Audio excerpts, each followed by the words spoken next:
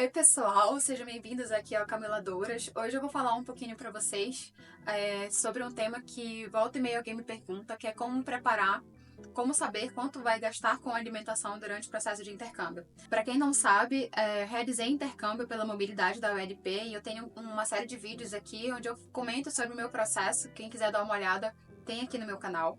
Então, normalmente me perguntam como prever ou como se preparar para a questão da alimentação.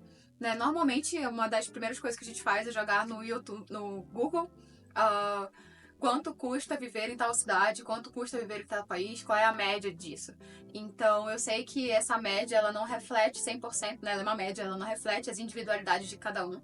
Então, eu vou trazer para vocês quanto eu gastei no meu intercâmbio e também dar uma dica para quem, de repente, possa, porventura, ainda não ter pensado a respeito de como verificar essa questão da alimentação e ver como é que poderia funcionar da sua forma. Então, o meu processo de mobilidade, ele incluía isenção das taxas acadêmicas, incluía a hospedagem e incluía a alimentação realizada na cantina da universidade, tanto o almoço e o jantar de segunda a sexta.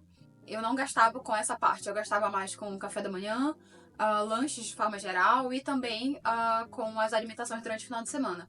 Isso fazia com que eu gastasse uma média de aproximadamente aí 12 a 15 euros por semana, dando aí no final do mês aproximadamente 70 euros.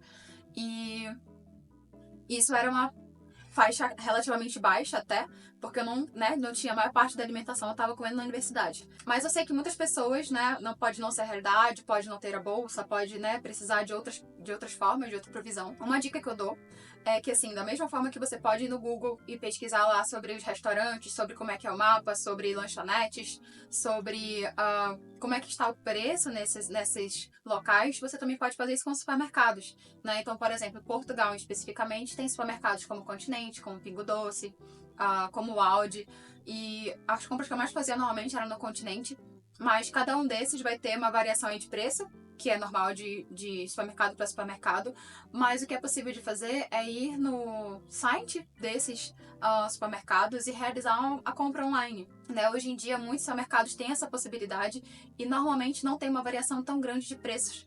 Então, é super possível que você vá lá e experimente, por exemplo, fazer uma espécie de compra semanal ou mensal e veja como você se alimentaria a partir desses produtos. Isso é uma forma de você conseguir prever mais ou menos quanto você, da sua forma, gastaria com a alimentação. Uma outra coisa que sempre me perguntam pra mim é como é que é a faixa de preços em restaurantes, se dá pra comer fora, se comer fora é muito caro. Eu digo assim, nas experiências que eu tive, eu gastava assim, eu conseguia gastar aproximadamente 5 a 2 euros quando eu ia comer fora, em restaurantes assim mais, digamos assim, não tão caros. No caso, por exemplo, se eu fosse comer um suco com um salgado, ou então um suco com alguma coisa, ou então um refrigerante com algum acompanhamento, normalmente eu gastava aí até 2 euros. E isso, lógico, eu não pensem que eu também estava numa cidade que era considerada uma espécie de interior. Ela não era uma cidade grande como Porto ou Lisboa. Ela era interior. Então pode ter uma variação de preço, mas era essa faixa que eu gastava. E para almoçar fora ou jantar fora, eu cheguei a gastar aí de 5 a 10 euros. E uma alimentação assim tranquila, incluindo um suco, digamos assim, incluindo talvez até com comida japonesa, era mais ou menos essa faixa de preço.